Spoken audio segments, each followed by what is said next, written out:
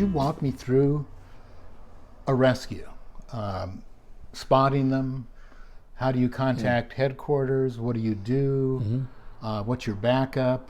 Well, let's say you're in Tower 1 there, and in '68 it was actually like a quadruple or quintuple tower. It was on big pilings, and it was probably 12 feet across by 10, 15 feet deep, and had a full enclosed building on it, had a sink and a wash basin, and so you could either sit inside the tower if you didn't want to get baked, or you could, because it had big windows, or you could sit out on the front deck. And when you're in Tower 1, you're working in concert with 0 all the time, and you're watching immediately to the south, looking to see what's coming out of 3, if there's a drift or if there's big surf, because people are going to get sucked out. So in those cases, you've got to go.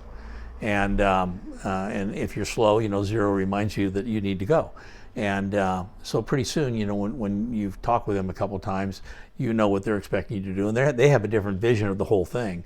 And you learn, you got to respond. And of course, you watch people, no matter what tower you're in, you watch them going into the water. Are they wearing their swim fins before they ever get in, and, walking clunky, and, they got their mask on, and there's not going to be any diving, but they've got a mask on, so more than likely they're not really used to being around the ocean. So then when people are out in the water, obviously you're looking at, the obvious riptides.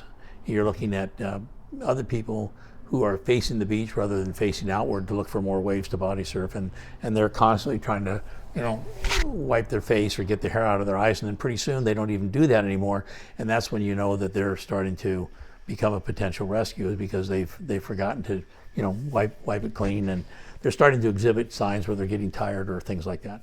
So all the time you're scanning and watching this stuff, and you have your binoculars, and if you decide to go, there's nobody around that's going to tell you, gee, you shouldn't have gone.